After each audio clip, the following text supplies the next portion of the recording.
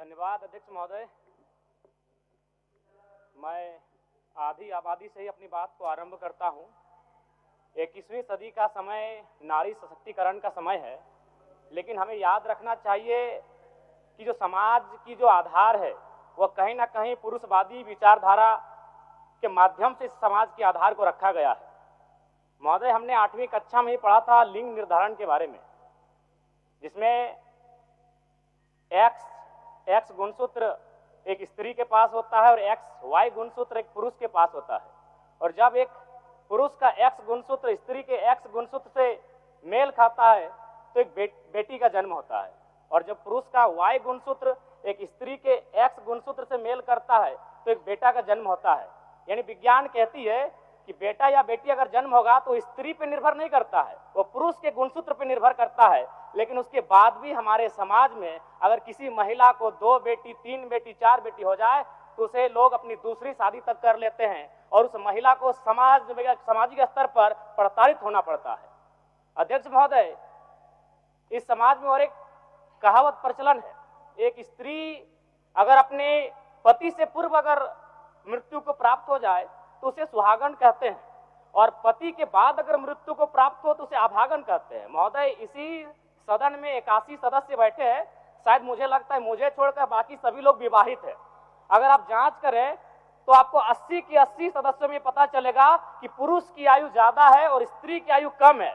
लेकिन समाज की सोच क्या है कि एक तो आपको कम आयु में विवाह भी करेंगे और हमसे पहले स्वर्ग सिधारना होगा, तब आपको भाग्यशाली और सुहागन कहेंगे। क्योंकि समाज की जो आधार है, संरचना है, वह पितृ प्रधान है, पुरुष प्रधान है। इसलिए अध्यक्ष महोदय, मेरा मानना है आज हमारे पास 81 एमएलए में 25 वर्ष हो चुके हैं।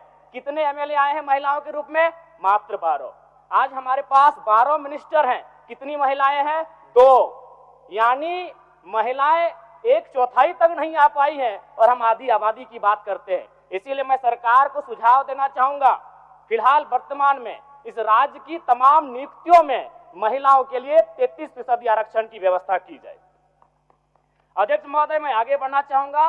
अनुसूचित जनजाति, हमने इतिहास में पढ़ा है कि कई सभ्यताएं, महान सभ्यताएं, विशाल सभ्यताएं आक्रमण से ध्वस्त हो गईं, और आज झारखंड की स्थिति ऐसी है, आदिवासी सभ्यताएं अतिक्रमण से ध्वस्त हो रही हैं। उसका जीता जागता उदाहरण है सोनो मुंडा की हत्या। कुछ वर्षों पूर्व बोकारो में भी सुरेश सोरेन की हत्या हुई थी जमीन विवाद के मामले में। अतिक्रमण, आक्रमण से सभ्यताओं का अंत हुआ था, आज आदिवासी समाज अतिक्रमण से विनाश की ओर बढ़ रहा है। अध्यक्ष महोदय, इसलिए मैं आग्रह करता हूं आदिवासियों को, अनुसूचित जनजाति को दान से बेहतर होगा उनकी भाषा, हासा और सरना धर्म कोड का संरक्षण किया जाए।